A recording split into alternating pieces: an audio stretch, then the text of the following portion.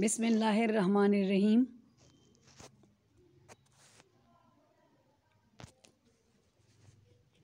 Peshawar Public School and College. Dear students, Assalamu alaikum. Today we will discuss about unit number 11, Organic Chemistry, lecture number 2. The topic of our discussion are diversity and magnitude of organic compounds and general characteristics of organic compounds. Now the learning objectives of these topics are: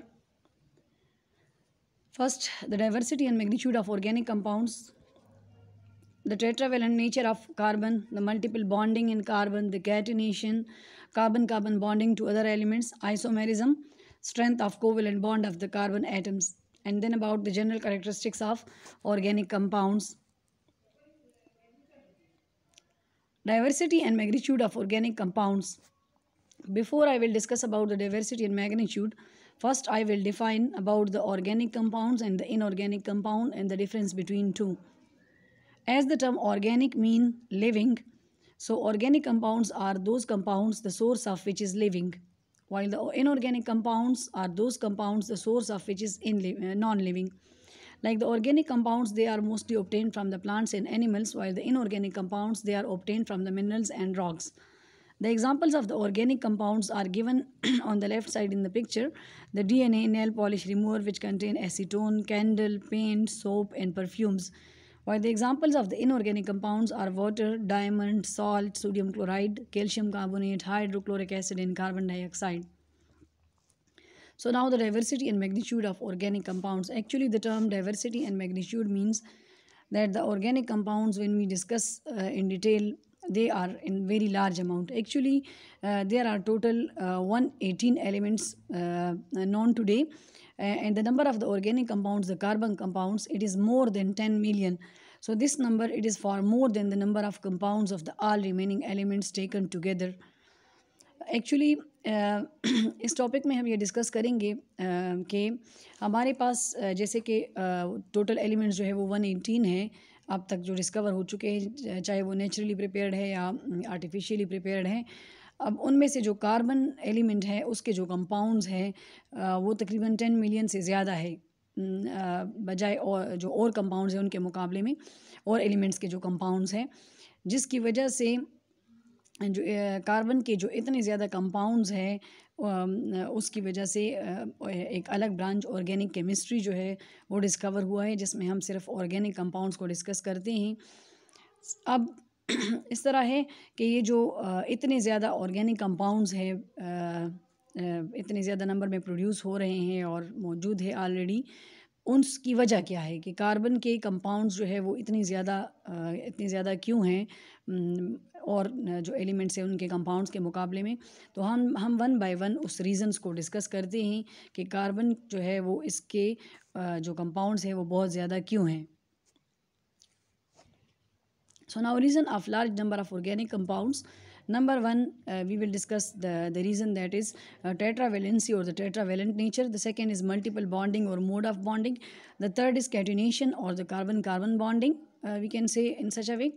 In another way, the fourth is the carbon bonding to the other elements, and the fifth is isomerism or arrangement of atoms, and the sixth is strength of covalent bond of the carbon atoms.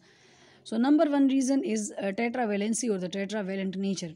As tetra mean 4 and valency is from the valency. So carbon has 4 electrons in its outermost shell, and if the carbon involve all these 4 electrons in the bond formation, the type of bond which it form, that is covalent bond, and the 4 electrons they are shared either with the carbon atoms or with the other elements.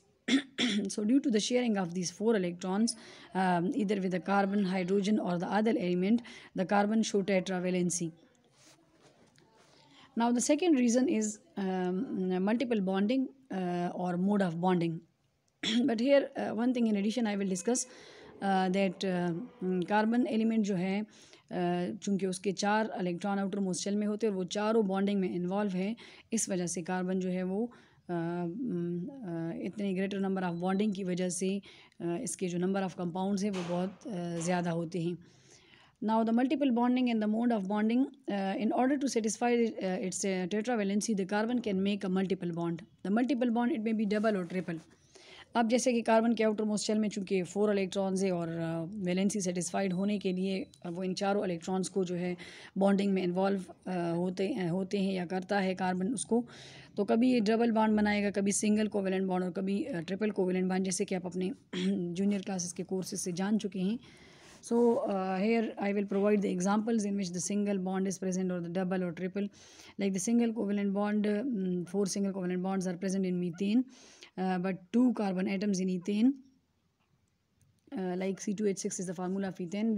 You already know they are linked by a single covalent bond. So methane and ethane both form a single covalent bond. In the same way, a double covalent bond is present in ethene or ethylene, which is a formula C2H4. Generally, the general name of these compound is alkenes. And the triple covalent bond is present in ethine or acetylene. Acetylene is also the second name of the ethine, as ethylene is the second name of ethene. So it is a formula C2H2. So they have a triple covalent bond. Now, as given in the structures are shown below, the molecular the structural formulas are shown below. Like single covalent bond in ethane is shown. The dash line show the bond attachment with the other element, mostly the hydrogen atoms, and the double covalent bond is ethene is shown, and the triple covalent bond in ethine is shown. Now, the reason number 3 is catenation or the carbon-carbon bonding. So first the question arises, what is catenation and why the carbon show the property of catenation, due to which it form a large number of compounds. This question is also present in the exercise. So we will try to discuss it in detail. So first we define the catenation, the ability of a carbon atom to link with other carbon atom to form a long chain and large ring. It is called catenation. अब ये वो property है carbon की कि जिसमें carbon जो है वो दूसरे कार्बन एलिमेंट के साथ ही बॉन्ड बनाएगा. जैसे कि कार्बन के आउटर मोस्ट शेल में 4 इलेक्ट्रॉन्स हैं, तो वो 4 साइड से 4 डिफरेंट कार्बन के साथ भी कनेक्ट हो सकता है. Now we will explain about the catenation. The main reason for the existence of a large number of organic compounds is that carbon atom can link with one another by means of a covalent bond to form a long chains or rings of the carbon atoms. Now जैसे कि यहाँ पर हमने discuss किया कि जो carbon के जो है वो अपने 4 इलेक्ट्रॉन कंज्यूम करके लॉन्ग चेन्स और रिंग्स बनाता है, जिसकी वजह से कार्बन में जो है ये एबिलिटी है कि वो बहुत ज़्यादा कंपाउंड्स बन सकते हैं उसके. अब जो कैटिनेशन है उसके लिए कौन कौन सी कंडीशंस है, वो एलिमेंट जो कि कैटिनेशन की प्रॉपर्टी शो करता है उसमें जो है कौन कौन सी प्रॉपर्टीज़ होंगी उसकी. सो नंबर 1 में ये कह रहे हैं कि जो एलिमेंट्स हैं the elements they should have valency 2 और ग्रेटर देन 2. अब हमारे पास वो एलिमेंट्स जो है कैटिनेशन की प्रॉपर्टी शो करेंगे कि जिसके आउटर मोस्ट शेल में या तो 2 या फिर 2 से ज़्यादा इलेक्ट्रॉन्स, जैसे कार्बन के केस में 2 से ज़्यादा है जो कि 4 इलेक्ट्रॉन्स हैं, तो कार्बन जो है वो प्रॉपर्टी ऑफ कैटिनेशन शो करता है. लेकिन अब 2 या 4 होने का मतलब क्या है असल में, क्योंकि ये कैटिनेशन प्रॉपर्टी में जो कार्बन एलिमेंट है वो दूसरे कार्बन के साथ ही शेयरिंग करता है, तो जितने ज़्यादा नंबर ऑफ़ इलेक्ट्रॉन्स होंगे उतने ज़्यादा जो है शेयरिंग ज़्यादा होगी और उतना ज़्यादा जो लेंथ ऑफ चेन है वो इंक्रीज़ होगा और उतनी ज़्यादा वो ज़्यादा नंबर ऑफ़ कंपाउंड्स बना सकेगा, लॉन्ग चेन्स बना सकेगा. The second property which is given, that is bond made by an element with its own atom should be stronger than the bond made by an element with other atom, especially oxygen. अब second property जो है इसमें हम इस तरह से कह सकते हैं कि कार्बन का जो आपस में दूसरे कार्बन के साथ लिंकेज है, बॉन्ड लिंकेज है, वो मोर स्ट्रॉन्ग होनी चाहिए किसी और एलिमेंट के मुकाबले में. जैसे अगर फ़र्ज़ करें कार्बन के साथ एक साइड पे ऑक्सीजन कनेक्ट है तो वो इतना स्ट्रॉन्ग बॉन्डिंग नहीं होनी चाहिए जितनी कि कार्बन के साथ है. अब इस पॉइंट को समझने के लिए हम एक नीचे आपको इस राइट कॉर्नर पे एक एग्जांपल गिवन है कि जो सिलिकॉन है, इसको हम समझते हैं कि सिलिकॉन और कार्बन जो है वो दोनों एक ही ग्रुप से बिलोंग करते हैं, ग्रुप 4 से, और दोनों की जो इलेक्ट्रॉनिक कन्फिग्रेशन है वो भी सेम है. लेकिन जो कार्बन है वो कैटिनेशन की प्रॉपर्टी शो करता है जबकि सिलिकॉन नहीं शो करता. वो इसको हम अब डिस्कस करते हैं कि इसकी वजह क्या है कि कार्बन शो करता है, सिलिकॉन नहीं शो करता, ऑल्दो इसकी इलेक्ट्रॉनिक कन्फिग्रेशन सेम है. तो उसकी वजह ये है कि जो कार्बन, अभी जैसे हमने पॉइंट नंबर 2 में डिस्कस किया कि कैटिनेशन के लिए प्रॉपर्टी ज़रूरी है कि कार्बन का आपस में जो बॉन्ड है वो ज़्यादा स्ट्रॉन्ग हो बजाय किसी और एलिमेंट है, जैसे इन्होंने ऑक्सीजन की एग्जांपल दी है. अब ये है कि इसमें जो कार्बन कार्बन बॉन्ड है वो ज़्यादा स्ट्रॉन्गर है सिलिकॉन सिलिकॉन बॉन्ड के मुकाबले में। जैसे 335 किलो जूल पर मोल एनर्जी गिवन है। कार्बन कार्बन बॉन्ड की जो बॉन्ड स्ट्रेंथ है वो 335 किलो जूल है, जबकि सिलिकॉन सिलिकॉन बॉन्ड जो है वो 200 किलो जूल पर मोल एनर्जी रिक्वायर होती है उसको ब्रेकिंग के लिए। अब अगर हम सिलिकॉन ऑक्सीजन बॉन्ड को देख ले, वो ज़्यादा स्ट्रॉन्ग है, जैसे 452 किलो जूल पर मोल ऑफ एनर्जी रिक्वायर होगी उसकी ब्रेकिंग के लिए, बॉन्ड ब्रेकिंग या बॉन्ड मेकिंग एनर्जी जो है। जबकि CO जो बॉन्ड है जैसे कार्बन का ऑक्सीजन के साथ वो वीक है उसके मुकाबले में सिलिकॉन ऑक्सीजन के, क्योंकि इसकी 351 किलो जूल पर मोल एनर्जी है।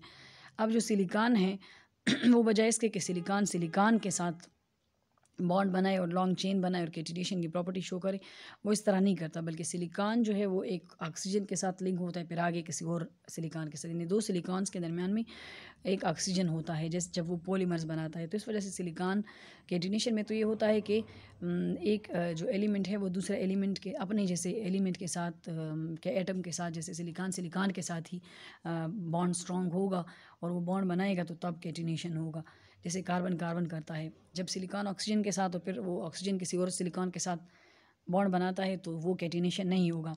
इसलिए सिलिकॉन जो है वो किस फॉर्म में पाया जाता है, सिलिका में SiO2 या फिर सिलिकेट्स के फॉर्म में SiO3 के फॉर्म में जो है वो एग्जिस्ट करता है। जबकि कार्बन जो है वो कैटिनेशन की प्रॉपर्टी शो करता है, क्योंकि कार्बन के साथ जो बॉन्ड है वो स्ट्रॉन्ग है, जैसे कि यहाँ पे बॉन्ड एनर्जी से हमने शो किया हुआ है, उसकी बॉन्ड एनर्जी जो है वो 335 किलो जूल है। जबकि उस कार्बन ऑक्सीजन के साथ जो बॉन्ड बना रहे हैं वो जो है सिलिकॉन ऑक्सीजन का कार्बन ऑक्सीजन के साथ हमने कंपेयर किया है तो वो उसके मुकाबले में कम है। इसीलिए सेकेंड पॉइंट को समझने के लिए हमने कार्बन कार्बन और silicon silicon carbon oxygen silicon oxygen का कंपैरिजन लिया है। नाउ अब अगर आप एग्जांपल्स देख लीजिए, जैसे जो कैटिनेशन होती है ज़रूरी नहीं है कि वो ब्रांच चेन या क्लोज चेन में हो, वो सिंगल स्ट्रेट चेन भी हो सकती है, ब्रांच चेन भी हो सकती है, क्लोज चेन भी हो सकती है, रिंग के फॉर्म में भी। जैसे ऊपर अगर आप देख ले तो 1 2 3 4 5 ये आपके पास N पेंटेन है, तो ये देख ले, अगर आप लोग देखें तो सारे कार्बन आपस में लिंक्ड हैं, ऊपर या साइड्स पे उसके साथ हाइड्रोजन है, लेकिन किसी भी दो कार्बन को किसी ऑक्सीजन ने या किसी हाइड्रोजन ने दरमियान में उसके मौजूद नहीं है। इसी तरह अगर आप ब्रांच चेन को देख ले तो ये भी आपके पास जो है आइसोपेंटेन है, और नीचे जो है वो आपके पास ब्यूटेन है, साइक्लोब्यूटेन है, रिंग फॉर्म में है। ओपन स्ट्रक्चर फार्मूले जब हम लिखते हैं तो उससे आपको जो है इजीली समझ आ जाती है। Now reason number 4 for carbon to form a large number of compound is carbon bonding to other elements। यानी कार्बन जो है वो सिर्फ आपस में कार्बन के साथ बॉन्डिंग नहीं करता, बल्कि कार्बन जो है वो और एलिमेंट्स के साथ भी बॉन्डिंग करता है। जैसे besides catenation carbon atoms can bind easily with other atoms और elements like oxygen nitrogen sulphur and halogens. So इसके लिए मैंने कुछ एग्जांपल्स आपको प्रोवाइड किए। जैसे अगर आप पायरिडीन की एग्जांपल ले लें, ये आप पिछला भी पढ़ चुके हैं, ये 6 मेंबर रिंग है और इसमें नीचे एक कार्बन की जगह नाइट्रोजन कनेक्टेड है। इस तरह इस फार्मूले को आप मालिक्यूलर फार्मूला इसका इस तरह भी लिख सकते हैं कि C6H5N, यानी बेंजीन में अगर एक नाइट्रोजन एक कार्बन को रिमूव करके नाइट्रोजन लगाया जाए तो आपके पास जो है पायरिडीन जो है वो ऑब्टेन होता है। पायरिडीन के अलावा एक सिंपलेस्ट एग्जांपल भी आपको मैंने, जैसे क्लोरोमीथेन CH3Cl, या ओपन करके इसको इस तरह से लिख सकते हैं C3 single bond with hydrogen and then chlorine. अच्छा, अब नेक्स्ट जो हमारे पास रीज़न है वो है आइसोमेरिज्म या अरेंजमेंट ऑफ एटम्स। अब कभी कभी आइसोमेरिज्म पे या कैटिनेशन पे अलग से नोट भी आ जाता है, तो इसको आप लोगों ने डिटेल में करना है थोड़ा। Now, what is isomerism? First, I will define it like two or more than two compounds having the same molecular formula but different structural formula. They are called isomers, and the phenomena is called isomerism. अब arrangement of atoms लिखा हुआ है isomerism के साथ, इसका मतलब ये है कि आपके पास जो है आपके पास बाज़ औक़ात एक कंपाउंड होता है, दो या दो से ज़्यादा कंपाउंड। जैसे अगर एक ही कंपाउंड फ़िलहाल हम यहाँ पे ले लें पेंटेन जो है, और उसके जो आइसोमर्स हैं हम उसको डेफिनेशन के साथ रिलेट करते हैं, तो पेंटेन के 3 आइसोमर्स बनते हैं, जैसे n pentane, neopentane and isopentane. ये नीचे आपको जो है उसकी स्ट्रक्चर फार्मूला से शो किया हुआ है। तो इसका मतलब है कि हम यहाँ पे कहेंगे कि 2 और more than 2 compounds having the same molecular formula. अगर हम ये तीनों आइसोमर्स ले लें और इसका हम मालिक्यूलर फार्मूला लेके, जैसे कि एग्जांपल में पेंटेन के साथ लिखा हुआ है कि ये C5H12 है, तो इन सब का तीनों का जो मालिक्यूलर फार्मूला है वो C5H12 है। लेकिन अगर आप स्ट्रक्चरल फार्मूला को देख ले तो इसमें अरेंजमेंट ऑफ एटम्स चेंज है। जैसे ये नॉर्मल पेंटेन में स्ट्रेट चेन है, न्यू पेंटेन में आप पहले पढ़ा चुकी हूँ मैं पिछले फर्स्ट लेक्चर में इस चैप्टर के, 2 मिथाइल ग्रुप जो है सेंट्रल कार्बन पे ऊपर नीचे कनेक्टेड है, और आइसोपेंटेन में एक ही मिथाइल ग्रुप जो है वो सेकेंड कार्बन पे कनेक्टेड है। तो ये तीनों का जो स्ट्रक्चरल फार्मूला है वो आपस में एक दूसरे से तीनों का आपस में जो है वो डिफरेंट है, लेकिन जो मालिक्यूलर फार्मूला है वो सेम है। तो हम इनको डिफरेंट कंपाउंड्स इस वजह से कह रहे हैं कि 2 और more than 2 different compounds having the same molecular formula but different structural formula, they are called isomer and this phenomena is called isomerism. So ये भी एक रीज़न बनता है कार्बन के लार्ज नंबर ऑफ़ कंपाउंड्स के लिए कि वो आइसोमेरिज्म की प्रॉपर्टी शो करता है, यानी कभी उसके एटम एक तरह से अरेंज हो जाते हैं, कभी उसके एटम दूसरी तरह से अरेंज हो जाते हैं, जिसकी वजह से वो आइसोमेरिज्म की प्रॉपर्टी शो करते हैं। अब डियर स्टूडेंट्स में भी कि आपके माइंड में एक क्वेश्चन आ रहा हो कि ये जो आइसोमर्स है इनकी जो प्रॉपर्टीज़ है वो सेम होंगी या डिफरेंट होंगी। तो ये जो 3 आइसोमर्स हैं इनकी जो प्रॉपर्टीज़ है वो एक दूसरे से डिफरेंट होंगी, इसलिए क्योंकि अगर हम फिज़िकल प्रॉपर्टी की बात करें यहाँ पर तो वो डिफरेंट होंगी, क्योंकि अरेंजमेंट ऑफ एटम्स जो है वो डिफरेंट है। जैसे ब्रांच चेन जो कंपाउंड्स होते हैं वो जल्दी मेल्ट हो जाते हैं बजाय स्ट्रेट चेन कंपाउंड्स के, उसकी डिकम्पोजिशन जल्दी हो जाती है, ब्रेकडाउन जल्दी हो जाती है, मेल्टिंग जल्दी हो जाती है, तो उनका मेल्टिंग पॉइंट जो है वो लो होता है स्ट्रेट चेन के मुकाबले में। इसी तरह बाज़ आगे हम और पढ़ेंगे कुछ ऐसे आइसोमर से, आगे टॉपिक में मैंने एग्जांपल दी हुई है जनरल कैरेक्टरिस्टिक्स में कि उनमें फंक्शनल ग्रुप चेंज होता है। तो जब फंक्शनल ग्रुप चेंज होता है तो उनकी तो फिर ना सिर्फ फिज़िकल बल्कि केमिकल प्रॉपर्टीज़ भी चेंज हो जाती है। इसके अलावा एक और बात भी आप लोग नोट कर लें कि जो आइसोमर्स है एक कंपाउंड के जो आइसोमर्स है वो डिपेंड करता है नंबर ऑफ़ कार्बन एटम्स पे, यानी अगर एक कंपाउंड में नंबर ऑफ़ कार्बन एटम्स ज़्यादा होंगे तो उसके आइसोमर्स ज़्यादा होंगे। जैसे मैं यहाँ पर कह सकती हूँ जो ब्यूटेन है उसके 2 आइसोमर्स है, उसमें 4 कार्बन होते हैं, लेकिन जो पेंटेन है उसके 3 आइसोमर्स होते हैं क्योंकि उसमें 5 कार्बन होते हैं। तो जितना जितना number of carbon atom increase होता है उतना नंबर ऑफ़ आइसोमर्स भी इंक्रीज़ होता है। इसके कुछ जनरल फार्मूलाज भी है नंबर ऑफ़ आइसोमर्स कैलकुलेट करने के लिए, जो आगे आप सेकेंड ईयर के कोर्स में इंशाल्लाह पढ़ेंगे। यहाँ पर एक बात मैं बताना चाह रही थी, जो ऊपर आपको पायरिडीन गिवन है, इसका आगे मैंने जो है मालिक्यूलर फार्मूला भी मेंशन कर दिया है, उसको आप वहाँ से ऐड कर सकते हो इसमें। जैसे यहाँ पे हम C6 नहीं बल्कि C5 कहेंगे, क्योंकि 6 नंबर कार्बन पे नाइट्रोजन आ गया है, तो हम कहेंगे कि C5 आपके पास है। ओके, नाउ नेक्स्ट जो है हम चलते हैं उसकी तरफ, नेक्स्ट रीज़न नंबर 6 की तरफ। रीज़न नंबर 6 जो है वो strength of covalent bond of the carbon atoms है। सो जैसे कि आपको पता है डियर स्टूडेंट्स के the size of the carbon atom it is very small. अब अगर एक एटम का जो साइज़ है वो छोटा होगा तो इट मीन्स कि वो जो वैलेंस इलेक्ट्रॉन्स हैं वो न्यूक्लियस के ज़्यादा करीब होंगे, और अब ये अगर बॉन्ड बनाएगा उसके वैलेंस इलेक्ट्रॉन अगर बॉन्ड में इन्वॉल्व होंगे तो वो ज़्यादा स्ट्रॉन्ग होगा। So due to a very small size of the carbon atom, carbon form a strong covalent bond with each other and with other elements such as hydrogen, oxygen, nitrogen, sulfur and halogens. So this property of the carbon, it enables it to form a large number of compounds. ये भी एक property है carbon की, covalent bond बनाता है, और इसका size छोटा है तो उसके जो बॉन्ड है वो स्ट्रॉन्ग होते हैं, यानी स्ट्रेंथ ऑफ बॉन्ड जो है वो उसका ग्रेटर है और बॉन्ड के मुकाबले में। और ना सिर्फ वो कार्बन के साथ बल्कि और एलिमेंट्स के साथ भी बॉन्ड बनाता है। अब हम चलते हैं जनरल कैरेक्टरिस्टिक्स की तरफ। So the general characteristics of the organic compounds we will discuss it one by one. So the organic compounds, they have many common characteristics due to their molecular structure. Some of the important characteristics are given below. Origin number 1 and और source. Origin और source में हम discuss करेंगे कि हम ये जो organic compounds है हम कहाँ से ऑब्टेन करते हैं। तो ऑर्गेनिक कंपाउंड्स जो है वो हम नेचुरल सोर्स से भी ऑब्टेन कर सकते हैं, जैसे कि ऑर्गेनिक का मतलब ही है obtain from the living source. इसके अलावा हम इसको आर्टिफिशियली भी प्रिपेयर कर सकते हैं लेबॉर्ट्रीज़ में, जैसे यूरिया पिछला वाइटर फोर्स थ्योरी में हमने डिस्कस किया था कि यूरिया जो है वो अमोनियम साइनेट से लेबॉर्ट्री में ऑब्टेन हो गया था, ऑब्टेन कर लिया गया था। अब जो कुछ जो है आर्टिफिशियली भी प्रिपेयर हो सकते हैं। अब यहाँ पर हमने सोर्स मेंशन किया है ऑर्गेनिक का भी, इसके अलावा इनऑर्गेनिक का भी, जैसे मैंने शुरू में डिस्कस किया था कि ऑर्गेनिक कंपाउंड का जो सोर्स है वो प्लांट्स और एनिमल्स है, यानी ये ज़्यादातर प्लांट्स और एनिमल्स से ऑब्टेन होते हैं नेचुरल सोर्स। इस तरह इनऑर्गेनिक कंपाउंड्स का जो सोर्स होगा वो मिनरल्स और रॉक्स हैं। Now second is composition.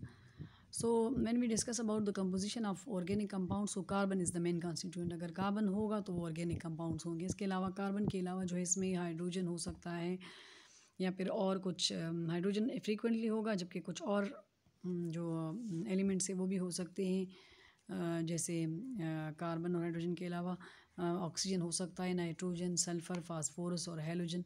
यहाँ पे एग्जांपल गिवन, जैसे मीथेन में कार्बन और हाइड्रोजन मौजूद है। पायरिडीन का यहाँ पे फार्मूले में थोड़ी सी मिस्टेक है, इसको करेक्शन कर ले। C5H5N, यहाँ पर C6 नहीं है, C5 इसको कर ले। नाउ फिनोल जो है वो C6H5OH। तो ऊपर अगर आप पायरिडीन को देख लो उसमें नाइट्रोजन भी मौजूद है कार्बन हाइड्रोजन के अलावा। नीचे अगर आप फिनोल को देख लो उसमें कार्बन हाइड्रोजन के अलावा ऑक्सीजन भी मौजूद है। तो ज़रूरी नहीं कि हमेशा कार्बन और हाइड्रोजन होंगे, कुछ और एलिमेंट्स के साथ भी कार्बन लिंक बना सकता है। Now the third property is covalent nature.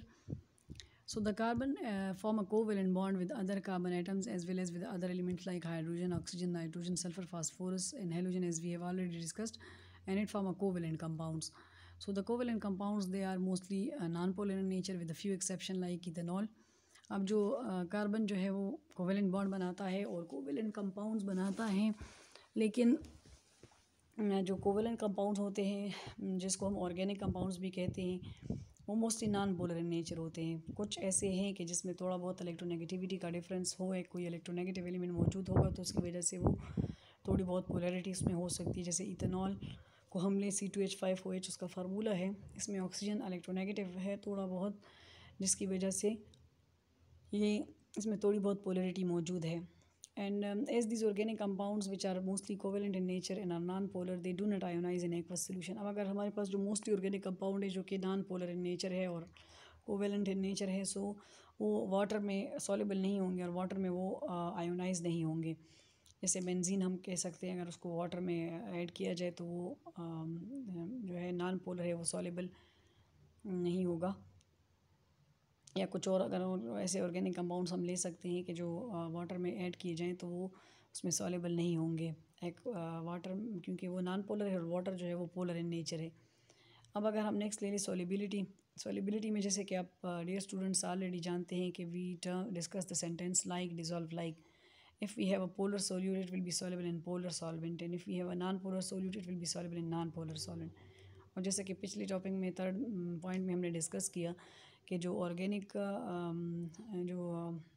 Compounds है वो नॉन पोलर इन नेचर है, वो नॉन पोलर सॉल्वेंट में सॉल्युबल होंगे, जैसे बेंजीन वगैरह में या ईथर्स वगैरह में।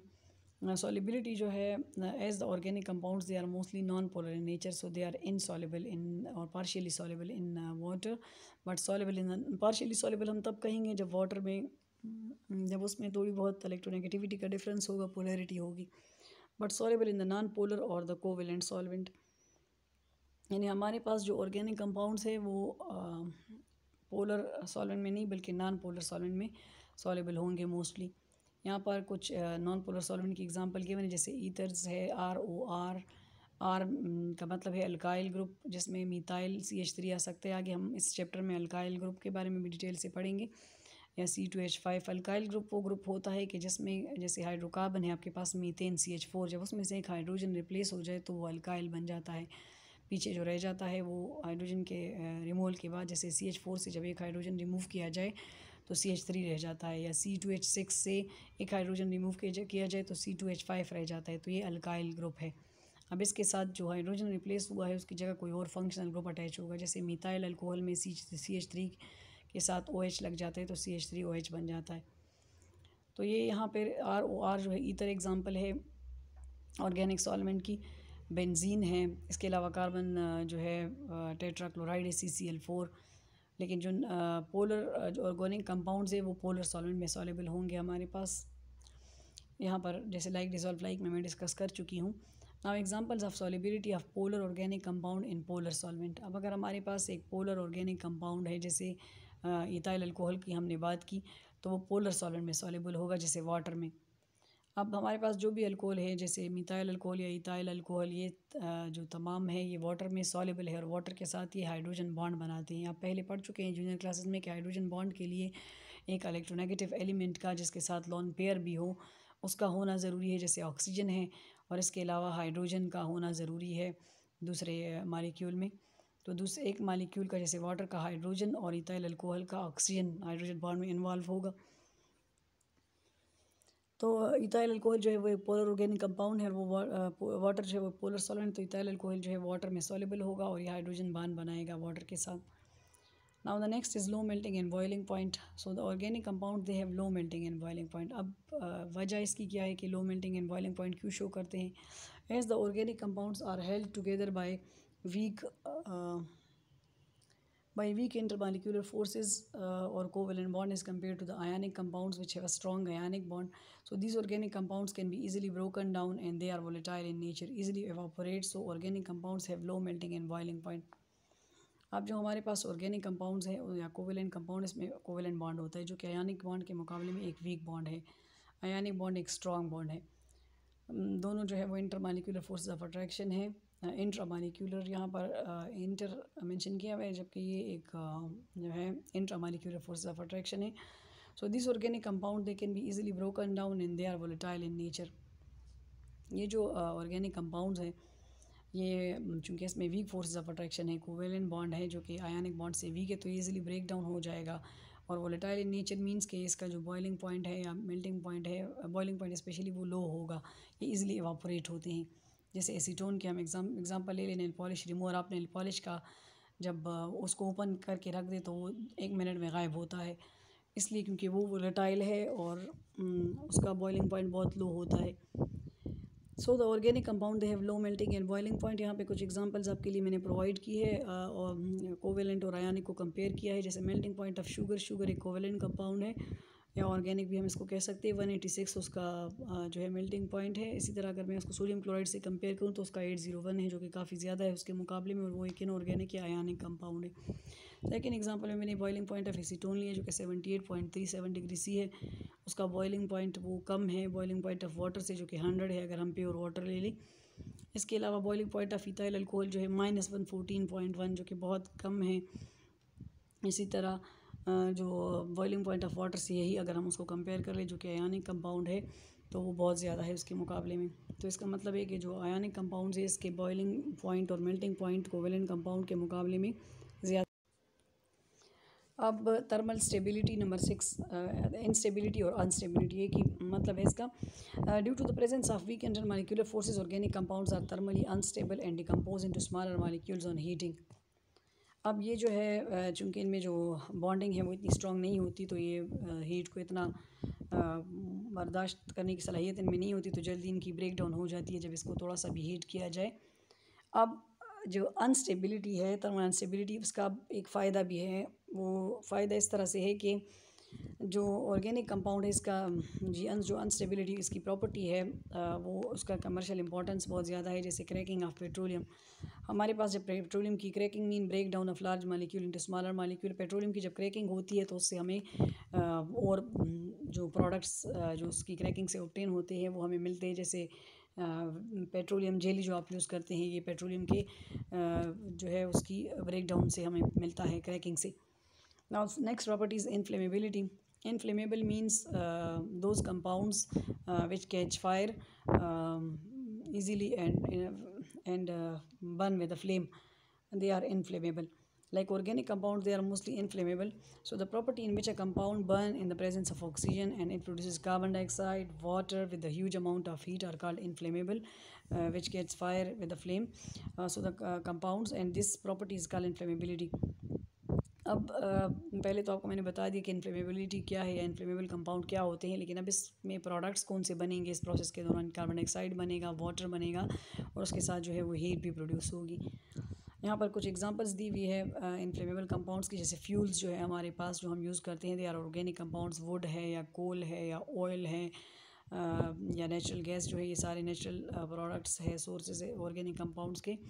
Organic compound so and their combustion they produce a large amount of heat. अगर इनको बर्न किया जाए तो ये जो है large amount of heat produce करते हैं। Now the next is reactivity और रेट ऑफ रिएक्शन।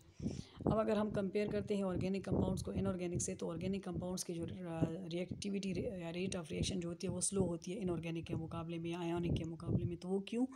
इसके लिए यहाँ पे रीज़न गिवन है। Organic compound exist in the form of molecules in solution while the inorganic compound exists in the form of ions in aqueous solution. So in case of organic compounds, when they undergo the chemical reaction, first the breaking of molecules occur which require energy, while in case of inorganic compound, as they exist in the form of ions, so they when undergo reaction, so the ions they react easily and the rate of reaction is faster than the rate of the organic compound. That's why organic compound reactions require heating, thorough mixing and the use of the proper catalyst to speed up the reaction. Actually जो organic compounds होते हैं वो ions के form में exist नहीं करते solution में। जो भी सॉल्वेंट जिसमें ये सॉल्युबल होते हैं उसमें आयंस के फॉर्म में नहीं बल्कि मॉलिक्यूल्स के फॉर्म में एग्जिस्ट करते हैं। जबकि इनऑर्गेनिक या आयनिक कंपाउंड्स जो है वो एक्वस सोल्यूशन में, जैसे वो सॉल्युबल है वाटर में, वो पोलर सॉल्वेंट है, तो वो आयंस के फॉर्म में एग्जिस्ट करते हैं। अब जब हम कोई दो ऑर्गेनिक कंपाउंड रिएक्ट करेंगे तो उनके जो मॉलिक्यूल्स है पहले उसको ब्रेकिंग के लिए हीट करना पड़ेगा, हीटिंग रिक्वायर होगी, एनर्जी कंज्यूम होगी, जो कि टाइम कंज्यूमिंग प्रोसेस है। जबकि इनऑर्गेनिक कंपाउंड या आयनिक कंपाउंड जब हम उसको मिक्स कर लेंगे तो वो ऑलरेडी आयंस के फॉर्म में एक्वस सोल्यूशन में मौजूद है, तो वो जल्दी से रिएक्ट कर लेंगे, तो उनका जो रेट ऑफ रिएक्शन है वो फास्ट होगा आयनिक का ऑर्गेनिक कंपाउंड्स के मुकाबले में। तो हम कह सकते हैं कि ionic compounds they are more reactive than the organic compound. जैसे कि यहाँ पे गिवन है कि ऑर्गेनिक कंपाउंड्स को अगर आप उसका रिएक्शन करेंगे तो उसको आप उसके लिए हीटिंग रिक्वायर होगी, या उसको तोरली मिक्स करेंगे मुसलसल, या उसमें जो है प्रॉपर कैटलिस्ट यूज़ करेंगे ताकि रिएक्शन जो है वो स्पीड अप हो जाए। Now next is the burn with smoky flame. The organic compounds which have a high molecular weight when burned they produces smoky flame due to incomplete combustion. Organic compounds जब आप उसको high molecular wait organic compound भी होते हैं, लो molecular wait भी होते हैं। यहाँ पर उन्होंने हाई मालिक्यूलर वेट की बात की है कि जब आप उसको हीट अप कर लें, बर्न करते हैं in the presence of oxygen में, तो वो स्मोक प्रोड्यूस करते हैं ड्यू टू इनकम्प्लीट कम्बस्टन। अब एक है इनकम्प्लीट कम्बस्टन, एक है कम्प्लीट कम्बस्टन। कम्प्लीट कम्बस्टन वो होती है जहाँ पे ऑक्सीजन की जो सप्लाई है वो एक्सेस में हो, तो हमारे पास रिज़ल्ट में कार्बन डाइऑक्साइड बनता है और रिज़ल्ट में वाटर बनता है, एनर्जी वगैरह रिलीज़ होती है। जबकि जो इनकम्प्लीट कम्बस्टन होती है वो होती है कि जिसमें एक जो ऑक्सीजन की सप्लाई है वो लिमिटेड हो या फिर वेरी पुअर, जो भी हम कहें इस तरह से हो। तो उस केस में कार्बन डाइऑक्साइड नहीं बल्कि कार्बन मोनोऑक्साइड बनता है और वाटर बनता है, और साथ हीट बहुत कम अमाउंट में रिलीज़ होती है। तो यहाँ पे जैसे बात हुई है कि वाई इनकम्प्लीट कम्बस्टन अकर्स, तो इट मीन्स कि यहाँ पे हम अगर इनकम्प्लीट ऑक्सीजन सप्लाई करें, इसके अलावा एक वो तो हाई मालिक्यूलर वेट भी है, उसकी जो ब्रेकिंग है वो आसानी से होगी भी नहीं, इसके अलावा उसको high amount of oxygen require होगी। अगर हम लो अमाउंट पे प्रोवाइड करें तो उसकी जो कम्बस्टन है वो कंप्लीट नहीं होंगी बल्कि इनकम्प्लीट होगी, तो हमारे पास रिज़ल्ट में कार्बन मोनोऑक्साइड बनेगा। और अगर कंप्लीट कम्बस्टन हुई तो उस केस में कार्बन डाइऑक्साइड बनेगा। अब ये जो कार्बन डाइऑक्साइड प्रोड्यूस हो रहा है कंप्लीट कम्बस्टन में, वो तो ग्लोबल वार्मिंग में जो है टेम्परेचर इंक्रीज़ करता है। जैसे ग्रीन हाउस इफेक्ट में आप पहले पढ़ चुके होंगे, नहीं पढ़ा तो आगे आ जाएगा एनवायरमेंटल केमिस्ट्री चैप्टर में, कि जो टेम्परेचर ग्रीन हाउस इफेक्ट में जैसे टेम्परेचर ऑफ अर्थ इंक्रीज़ हो जाता है ये ग्रीन हाउस गैसेस की वजह से, उसमें से एक कार्बन डाइऑक्साइड भी है जो कि एनवायरनमेंट में मुसलसल ऐड हो रहा है। इसी तरह जो कार्बन मोनोऑक्साइड है जो कि इनकम्प्लीट कम्बस्टन में बनता है वो भी बहुत ज़्यादा टॉक्सिक होता है। नेक्स्ट हमारे पास आइसोमेरिज्म है। जैसे हम आइसोमेरिज्म के बारे में डिटेल पढ़ चुके हैं, तो यहाँ पे मैं दोबारा से डिफ़ाइन नहीं करूँगी बल्कि आप जानते हो। यहाँ पर मैंने एग्जांपल एक न्यू प्रोवाइड की, जैसे इथाइल अल्कोहल और डाईमिथाइल ईथर। अगर इथाइल अल्कोहल का फार्मूला आप देख लें C2H5OH, OH एक डिफरेंट फंक्शनल ग्रुप उसके साथ अटैच है, और यहाँ पर CH3O जब होता है उसके साथ दो साइड पे R, जैसे CH3 मिथाइल ग्रुप है, पहले मैंने डिस्कस किया है, तो O जो है वो डिफरेंट फंक्शनल ग्रुप है, और OH एक और फंक्शनल ग्रुप है। OH जो है अल्कोहल का फंक्शनल ग्रुप है, जबकि O जो है वो ईथर्स का फंक्शनल ग्रुप है। और इथाइल अल्कोहल और जो डाईमिथाइल ईथर है they are two isomers having the same molecular formula. अगर आप देख लें ऊपर वाले में भी 2 कार्बन और 6 हाइड्रोजन और 1 ऑक्सीजन है, जबकि नीचे वाले में भी 2 कार्बन 6 हाइड्रोजन और 1 ऑक्सीजन है, तो मॉलिक्यूलर फार्मूला दोनों का सेम है। जबकि अगर आप स्ट्रक्चरल फार्मूला देख लें तो वो डिफरेंट है। ऊपर वाले जो गिवन है वो स्ट्रक्चरल फार्मूला है इथाइल अल्कोहल का भी और डाईमिथाइल ईथर का भी, सो इनको हम आइसोमर्स कहेंगे। अब यहाँ पर एक बात जैसे पिछले मैंने डिस्कस की है कि इनकी केमिकल प्रॉपर्टीज़ भी डिफरेंट होंगी, क्योंकि इसमें एक फंक्शनल ग्रुप डिफरेंट है। इसके अलावा इनकी फिजिकल प्रॉपर्टीज़ भी डिफरेंट होंगी, अरेंजमेंट ऑफ एटम्स डिफरेंट है। इसके अलावा एटम्स जो है वो उसमें डिफरेंटली अरेंज होते हैं। सो फिज़िकल और केमिकल प्रॉपर्टीज़ आइसोटोप की डिफरेंट हो जाती है, डिफरेंट अरेंजमेंट ऑफ एटम्स की वजह से, इसके अलावा डिफरेंट फंक्शनल ग्रुप्स की वजह से. Now 11 point is non-ionic character. So as the organic compound, they exist in the form of molecules and they do not furnish ions. So they mostly show molecular reactions. And organic compounds, they have covalent bond between carbon and carbon hydrogen. So electronegativity difference is very small, so they are non-polar and show non-ionic character. अच्छा, organic compounds के बारे में जैसे कि मैंने पहले भी discuss किया है कि वो मॉलिक्यूल्स के फॉर्म में एग्जिस्ट करते हैं, आयंस देते नहीं हैं, ना आयंस में डिवाइड होते हैं, आयंस के फॉर्म में एग्जिस्ट नहीं करते. तो जो ऑर्गेनिक कंपाउंड्स होते हैं उनमें कोवेलेंट बॉन्ड होता है, कार्बन कार्बन में भी हो सकता है, कार्बन हाइड्रोजन में भी, और कार्बन कार्बन या कार्बन हाइड्रोजन में इलेक्ट्रोनेगेटिविटी डिफरेंस जो है वो बहुत स्मॉल होता है. तो ये नॉन पोलर है और नॉन आयानिक करेक्टर शो करते हैं. ज़ाहिर जो नॉन पोलर होंगे उसमें चार्ज नहीं होगा तो वो नॉन आयानिक भी होंगे. Now similarity in behaviour. Organic compounds which have some same functional group have similar properties or behavior while the organic compound having different functional group they are different.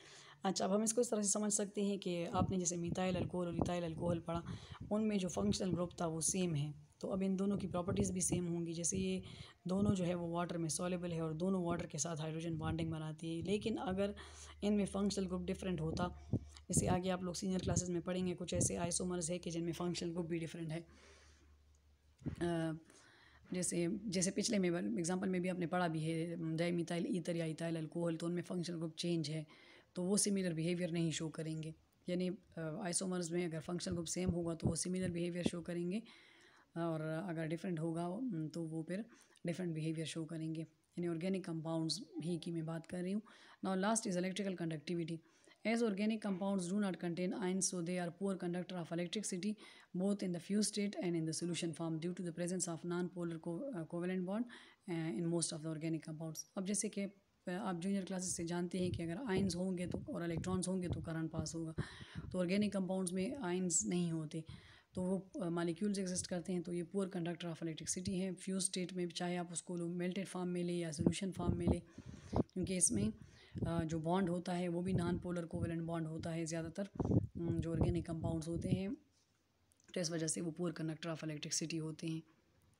Now the homework, the first question जो कि exercise में नहीं given, तो ये मैंने आपको general दे दिया कि discuss the diversity and magnitude of organic compound. कभी टोटल सारे टॉपिक पे भी इस तरह नोट फॉर्म में आ सकता है, और कभी आपको एक्सरसाइज में से जैसे क्वेश्चन नंबर 1 पार्ट ए भी जो है उसमें है डिफाइन केटिनेशन, और उसके बाद केटिनेशन की डिटेल पूछी गई है, तो उसमें आप मैंने इस नोट्स में बहुत डिटेल में प्रोवाइड किया है, तो यहाँ से आप ले सकते हैं, हेल्प ले सकते हैं. क्वेश्चन नंबर 2 जो है पार्ट ए भी, इसमें I think general characteristics of organic compound discuss हुए, तो उसको भी आप इस तरह से कर सकते हैं.